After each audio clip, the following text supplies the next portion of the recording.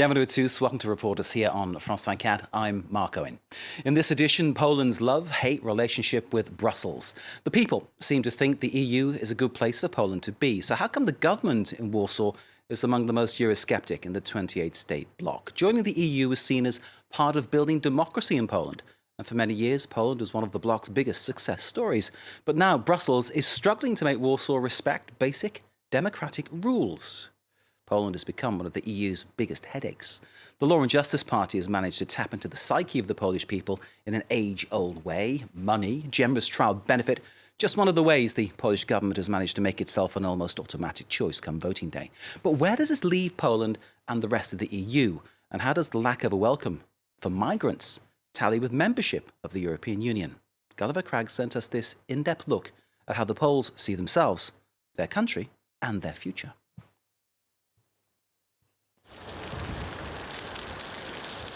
The town of Biała Podlaska in eastern Poland, along with much of the country, is experiencing a baby boom. Tomek is 1 day old in these pictures. It's just such an incredible feeling of joy when that tiny person comes into the world. Incredible.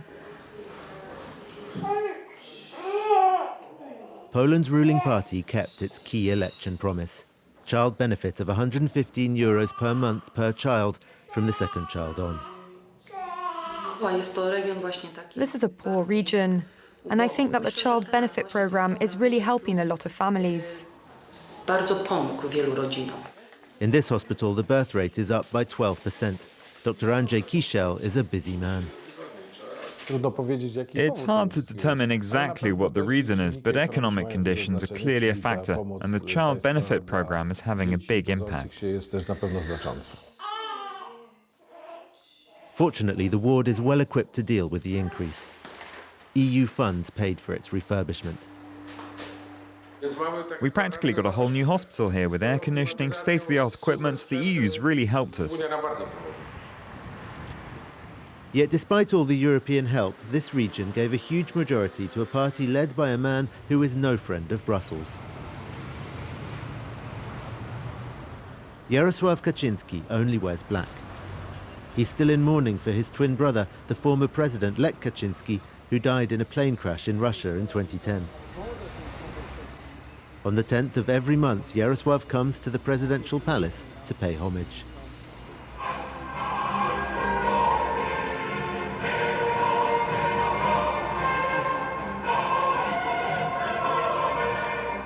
Protesters accuse Kaczynski of exploiting a national tragedy for political gain.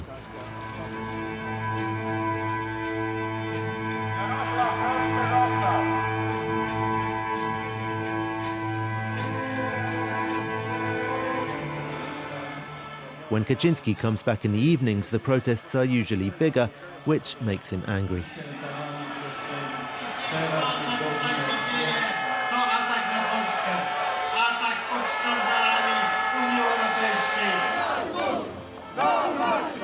Protesters taunted Kaczynski after he failed to stop Donald Tusk being re-elected as EU Council President.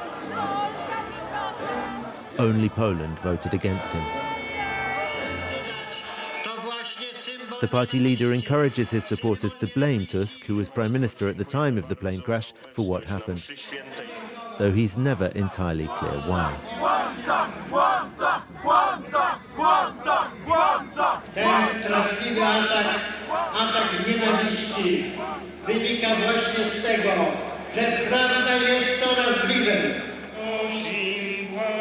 He's been saying that for 7 years.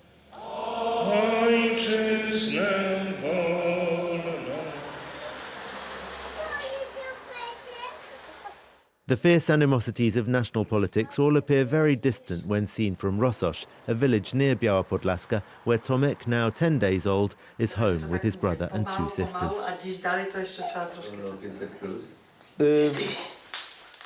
That's my boy. The Wichuks say they could cope without the child benefit, but it has had a big impact.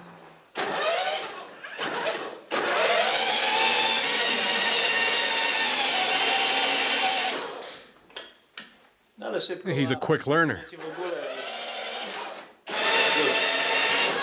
Jest te 500+. Jest jakiś dochód.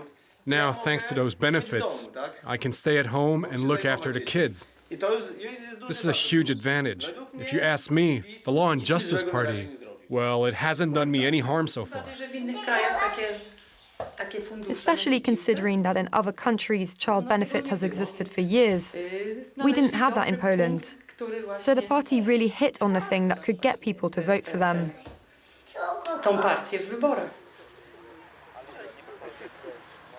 There is another policy that draws voters to the Law and Justice Party.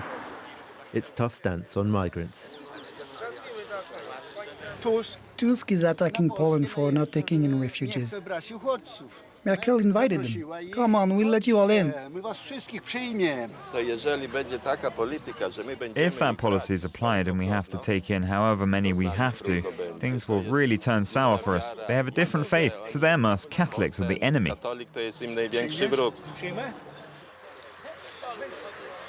The European Commission is taking legal action against Poland over its refusal to welcome any refugees.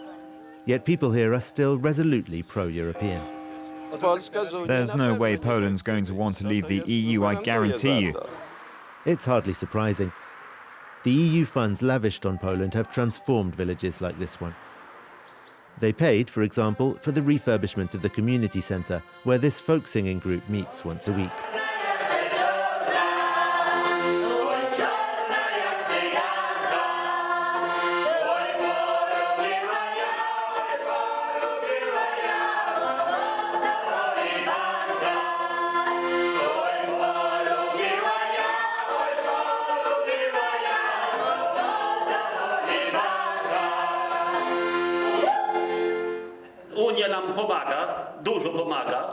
The EU helps us. It helps us a lot. But lately, they're always hassling us about something or other. They say we don't respect the rule of law. They compare us to Belarus even. And the main culprit is that Frans Timmermans. Frans Timmermans is Vice President of the European Commission. Reviled in pro-government media, he's a hero to readers of the liberal Gazeta Wyborcza. With great respect for your efforts to ensure that the principle of the rule of law are respected in Poland, from the bottom of our hearts, thank you, France.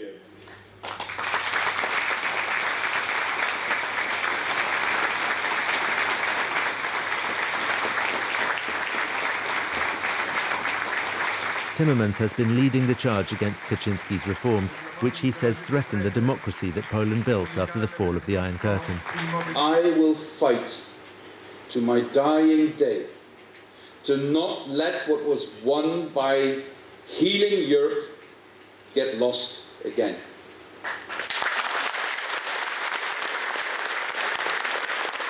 The cream of Poland's liberal elite were at the gala. Among them, Małgorzata Gersdorf. She's head of the Supreme Court, though Law and Justice MPs want her removed from that post. They are threatening the independence of the judges, which is fundamental to the separation of powers. That is the whole basis of our system, like all democratic countries. The courts must be independent. The next day, Gersdorf was in Katowice for a crisis congress. Lawyers from all over Poland gathered here to discuss how to respond to government moves that most of them see as a threat.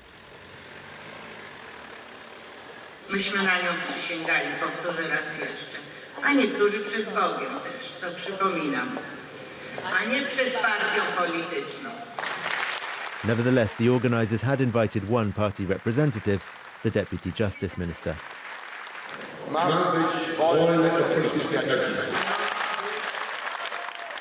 At first they laughed, but then...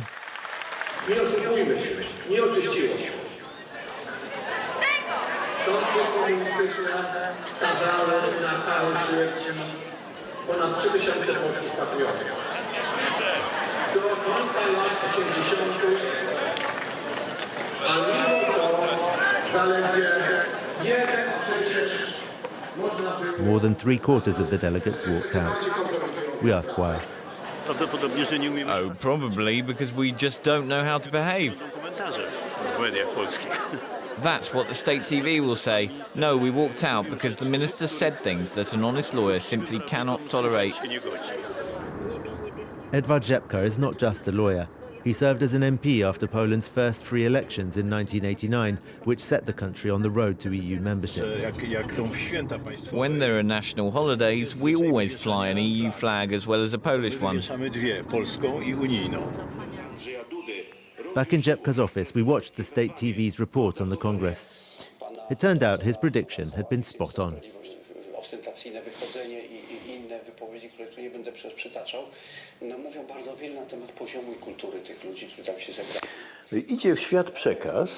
So the message is that the Lawyers' Congress was attended by 1,500 Neanderthals, troglodytes, or whatever you want to call it.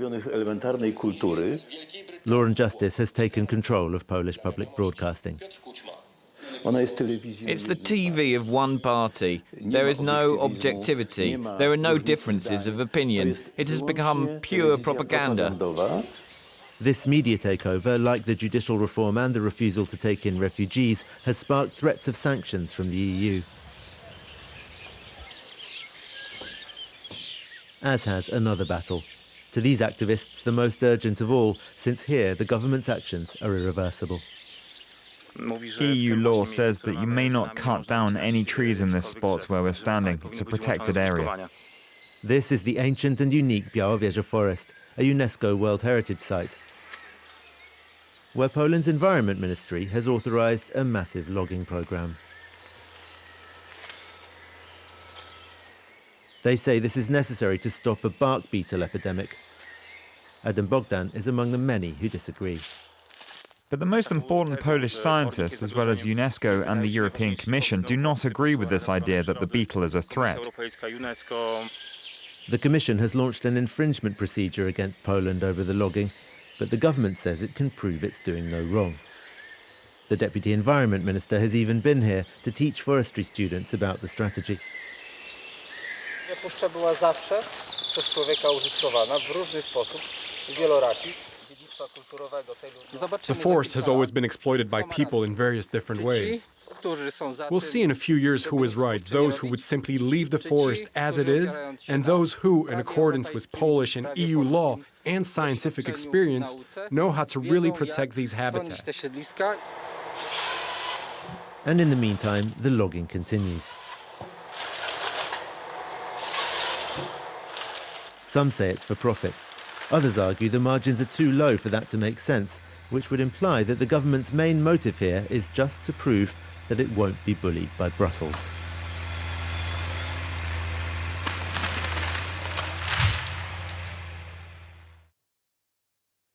Gulliver Cragg joins us now from Warsaw. Gulliver, thank you for your report. I'm left wondering, is there any chance the EU will impose sanctions on Poland? Well, the EU has started what it calls the rule of law observation procedure, which is a new mechanism that it created, and Poland is the first country to be put into this procedure. And according to the rules, if Poland doesn't follow the Commission's recommendations, then there could be sanctions. But this is sort of being called the nuclear button, and it's something that Brussels is very loath to do, and also it would have to be agreed by all member states. And Jaroslaw Kaczynski has a very good friend in Viktor Orban, the Prime Minister of Hungary, who is also somebody who is often described as populist and talks about illiberal democracy as being a good thing. And so as long as Kaczynski has got Orban on side, it seems quite unlikely that they would be able to get the votes in order to impose sanctions on Poland. But the European Commission, it's not just Franz Timmermans, people in Brussels are really worried about what's going on in Poland and very much want to find a way to do something about it, to make this government change course. Gulliver, why is there this determination not to take any refugees? I think that this is something that the government has realised has cross-party popularity, unfortunately. Many members, people I mean who vote for the opposition in Poland and who don't like Jaroslaw Kaczynski, nevertheless aren't very keen on the idea of taking in refugees. And so if this government poses as the only defence against having refugee quotas forced on Poland by Brussels, then it's something that plays quite well with the voters. And generally, we're looking at how the government is trying to square the fact fact that Poles are overwhelmingly pro-European, with the fact that the government, are much more Eurosceptic and seem to have a deepening conflict with Brussels. And we see this opposition to refugees coming up again and again. They're insisting more and more on that and being more and more resolute about it. Another thing that we've seen appearing in their discourse is the idea that, yes, Poland likes the European Union and is glad to receive these funds, but that doesn't mean that Poland owes Europe anything, even in terms of respecting the rules, because it's Europe that owes Poland, because Poland didn't receive reparations after the Second World War when the country was destroyed. Gulliver, what's the opposition doing? How long can this situation continue?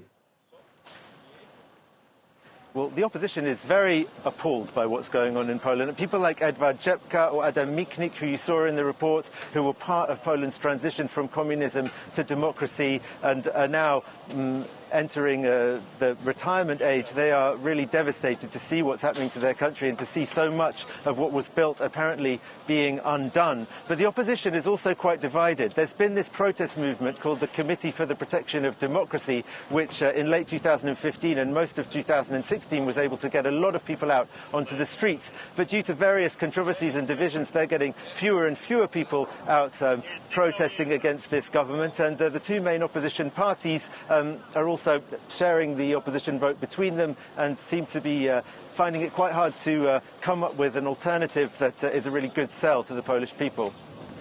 Gulliver Cragg in Warsaw, thank you very much indeed. And that ends this Reporters programme. You can see Gulliver's report again, of course, via our website, france24.com. This is Reporters on France 24. Stay with us.